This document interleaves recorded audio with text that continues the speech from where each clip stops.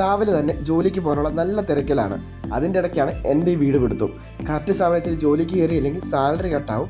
HR ആണെന്ന് പറഞ്ഞിട്ട് യാതൊരു കാര്യമില്ല. ഇന്നാണെങ്കിൽ നല്ല തിരക്കില്ലായിരുന്നു. ചിലപ്പോഴൊക്കെ ആണെങ്കിൽ ഒന്ന് കാല് കുത്താൻ സ്ഥലം കാണില്ല, അത്രമാത്രം ട്രാഫിക് ആയിരിക്കും രാവിലെ. അങ്ങനെ രാവിലെ തന്നെ മുട്ടക്കറിയിലും ഇടിയപ്പത്തിലും പിടിച്ചു തുടങ്ങി. ഞാൻ എറണാകുളത്ത് വന്ന പിന്നെയാണ് മുട്ടക്കറിയും ഇടിയപ്പം ഇത്രമാത്രം ഇഷ്ടം തോന്നിയത്. അങ്ങനെ രാവിലത്തെ വർക്കും കഴിഞ്ഞ് നേരെ ഞാൻ വൈപ്പിനിൽ പോയി. എന്തിനാണല്ലേ, നമ്മുടെ വൈപ്പിൻ മൈജി ഫ്യൂച്ചർ വിസിറ്റ് ചെയ്യാൻ.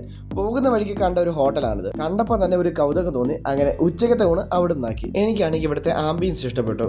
അങ്ങനെ അവിടുന്ന് ഫുഡും കഴിച്ചിറങ്ങി നേരെ വൈപ്പിൻ മൈജി ഫ്യൂച്ചറിലേക്ക് വെച്ച് പിടിച്ചു. ഞാൻ നിങ്ങൾക്ക് ഇപ്പോൾ ഒരാളെ പരിചയപ്പെടുത്താം. ഇവനാണ് സുൽഫി. ഞാനിപ്പോൾ എവിടെ പോയാലും ഇവനുണ്ട്. അങ്ങനെ വൈപ്പിൽ നിന്നിറങ്ങി ഇനി എങ്ങോട്ടാണെന്നല്ലേ, ഇനി നേരെ തൃപ്പൂണിത്തുറ.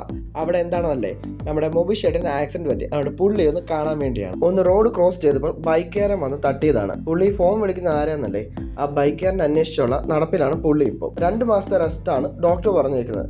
കാരണം തോളിലാണ് ഒടിവ് പറ്റിയിരിക്കുന്നത്. അങ്ങനെ അവിടെ നിന്ന് ഇറങ്ങി നേരെ ഞാൻ കലൂർ സ്റ്റേഡിയം ഒന്ന് തല കാണിച്ചില്ലെങ്കിൽ ഒരു ഉറക്കമില്ലാത്ത പോലെയാണ് ഇപ്പൊ എനിക്ക്. അങ്ങനെ സ്റ്റേഡിയം വന്ന് ഒരു ചായ ഓർഡർ ചെയ്ത് കുടിച്ചോണ്ടിരുന്നപ്പോഴാണ് നമ്മുടെ അജിത്ത് വന്നത്. അങ്ങനെ ഒറ്റയ്ക്കാന്നുള്ള സങ്കടവും മാറി കിട്ടി. അങ്ങനെ കുറച്ച് കഴിഞ്ഞപ്പോഴേക്കും നമ്മുടെ ഷമീർ വന്നു. അങ്ങനെ കുറച്ചു നേരം ഞങ്ങളെല്ലാം സ്പെൻഡ് ചെയ്തിട്ട് ഞാൻ റൂമിലേക്ക് പോയി. This is Mohan Biju, sign of.